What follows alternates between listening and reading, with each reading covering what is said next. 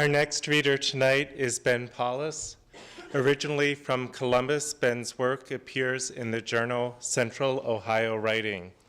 He lives in St. Paul with his partner and their 3-year-old son, who he says likes to destroy the towers he builds for him. Like Chris, Ben is also a visual artist, and his work has been shown in coffee shops in South Minneapolis. A fact that was revealed to us about Ben's history last night at potluck: he is a descendant of the first person to have been killed in a plane crash. So if you don't have a writing question during the Q&A, you might ask him how he came about discovering that fact. At our orientation in August, Ben mentioned that this was his 4th year of applying for the program. For the past 3 years, he's been a finalist and an honorable mention. And fortunately, this year, he was chosen by poetry mentors Kristen Naka and E. Ethelbert Miller for the program. And I say fortunately because this will be the last year Ben could apply. He and his family are moving after the end of the program out of state. So I'm very glad to have had this opportunity finally to work with him, and glad that you have the experience to hear him tonight. Please welcome Ben Paulus.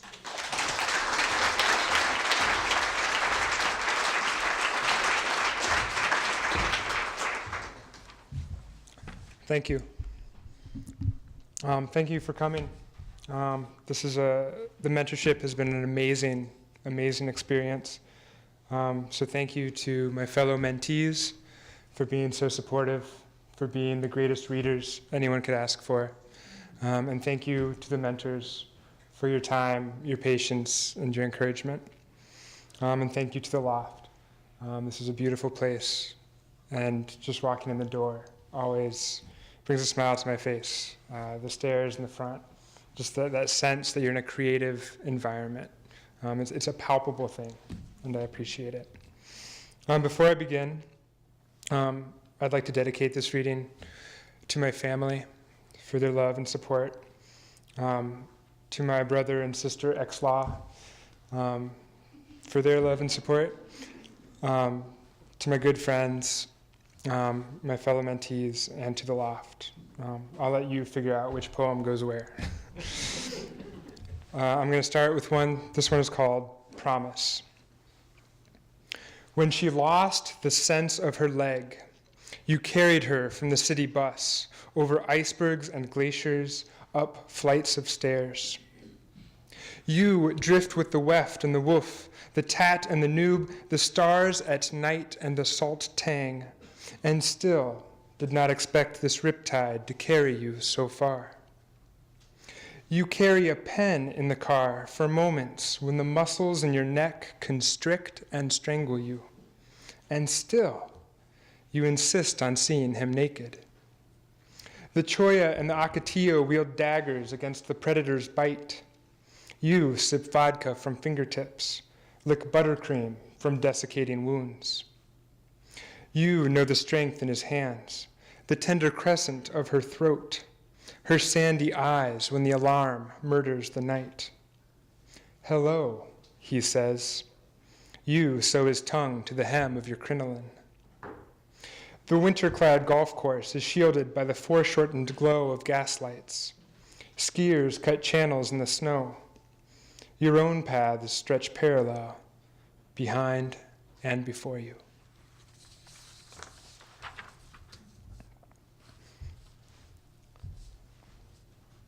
Await. Brick pillar to lean against, long black rugs to absorb rain, snowmelt, 2 long metal rails for the long slope, polished plywood meets hardwood, a round metal disc marked with blue wheelchair and the words pushed open, a bulletin board, pushpin beetles haunting well-spaced flyers, framed awards presented by local newspapers, woman at a near table, hot tea, cell phone, pens slow dance over yellowed paper and wood laminate, chairs perforated 9 times in the back, me, yellow waffle knit shirt, gray pilled hoodie, worn out Ohio State cap, blue jeans, hiking boots, and Lee, his slow, art museum steps.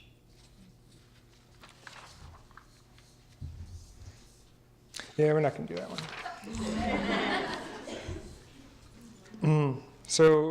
My son, Booker, does a very good job of helping me with the titles to my work, and I need to thank him for the title to this one. Thank you. The Crossed Fingers of a Wooden Box. The wheeled chairs that capture the imprints of wallets stand malnourished goats on the carpet designed to hide all stains. The oval table with the birch veneer supports a single telephone with 20 buttons and a crystal LED display. Dry erase markers loiter skinny Cossacks in the pine tray bolted to the wall just for them.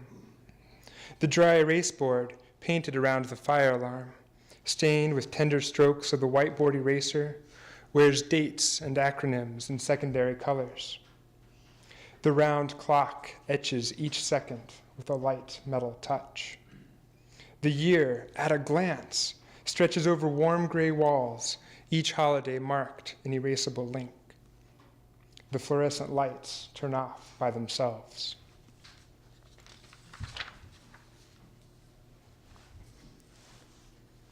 This next poem was inspired by a fine night of drinking and talking with our good friends Kevin and Martha. It's called The Resolute. You leave the last glass of wine, the last bottle of beer, as gifts for the host, for the warmth of the wood stove, of stories that carry the new year past untoasted. The porch slats steal heat through foot soles. You lay stiff boots over exit wounds. The screen door slams behind you. The sound carried down empty streets carved from ice by snowplow. You can't see the sky through the sharp fog of your breath, only streetlights. Christmas lights illumine Barbary, window panes, white vinyl siding, the shadowy tracks of cottontails. You slide your feet to keep your balance. You can't shiver despite the body need. The wind rakes the frozen hairs in your nostrils. You hold your breath against the straws that stab your lungs. Fingers push against keys, opposed magnets. Inside, your wheeze echoes the gasping vents. Gums itch and recede. You close the door, drop your coat, hat, scarf, and gloves. Feel the pulse beat against the tips of your fingers. You're going to have to bear with me for a moment.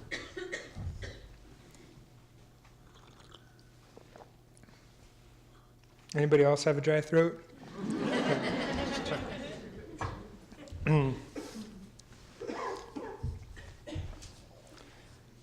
The planets in their orbits. Leave the little house with its seafoam trim and its sallow walls, on its hill so high above the piles of black lung snow. Avoid the snow-blown sidewalks that have never known the angry scrape of the snowplow blade. Step through the track-lined trench left by the track loader. Stop before you surmount the tottery pile of snowpack between street and snares, to look back at the house through the leafless bur oaks, at the windows warm with incandescent light. Hope for the glimpse of the woman that will tie you to her. On the snow pile, step carefully into your own past footfalls, the spots you can set your feet and not pierce the snow crust. Up the steps more a slope for sleds and brave boarders, use the iron rail as a tow rope. Walk over the bridge that crosses the train tracks. Step to the berm to let the long commuters pass, their misted portals, their passengers draped in blood and gold. Shade your eyes against the tawny blush of dawn, the distant arcs of car horn and headlight. Cross the ice sheet drive through the regular rows of lye-coated corpses, Escalade, F-150, Cherokee, Outback. Go past the windows creased by mini blind, see your reflections in the tinted glass of the triple-paned doors. Know you turned back too soon. too soon. I'd like to finish with one last poem. This poem is, I guess more than anyone, it's for my mother, Clara Jeanette Baker, and for myself, and for those years when we were together. This is called The Word on the Golem's Brow. You held the tooth in the room between your shoulder blades, a fleshy gall of fat and gristle that pulsed against your spine in time with the crests of lithium and depakote. Oysters, too, lacquer their hurts. I kept the key on an indigo shoelace, buried beneath the black t-shirt that screamed awesome in pure karate font. Clung to it through the long rotations of the second hand, the caress of mimeographed worksheets against the one-sided desks. The key slid calm into the doorknob lock. Home was blue Bic cursive on a yellow copy paper note, left near the sear on the drop leaf table. I'm okay. I've gone to ES. There are hot dogs in the freezer, mac and cheese and peas on the shelf. Call Wendy if you need anything. Love, Mom. Summer nights, I opened the always closed curtains, the screens, the doors, put the green box fan in the window, pulled on the TV, 92X FM on the stereo, pulled a chair up to the stove so I could reach the burners that worked, dropped 2 slices of Kroger brand bologna in the skillet, watched the centers rise and sweat, sandwiched them between 2 slices of white toast, miracle whipped to the edge, sat on the stoop, watched the fireflies flash and fade by the hydrant, listened to the neighbors' televisions, the kids in the street, the cicadas in the next block's cottonwoods. The night they excised the lipoma from your neck, I watched over you as you slept, the gauze rectangle suspended in the pixelated dark, while your body lapped the edges of each sedated breath.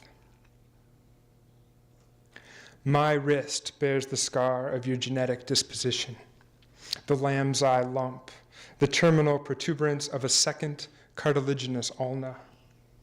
$83 cash, and I braced my arm in mid-skank horizontal, let the Navy surgeon's spotted fingers slip the needle in. The thin liquid raised subcutaneous lipomal echoes, spurted through skin onto the tan vinyl of the examination table.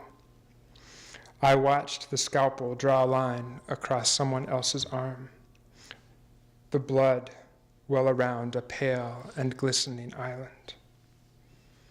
I almost asked if I could keep the ounce of extracted flesh. I didn't want to let it go. Thank you.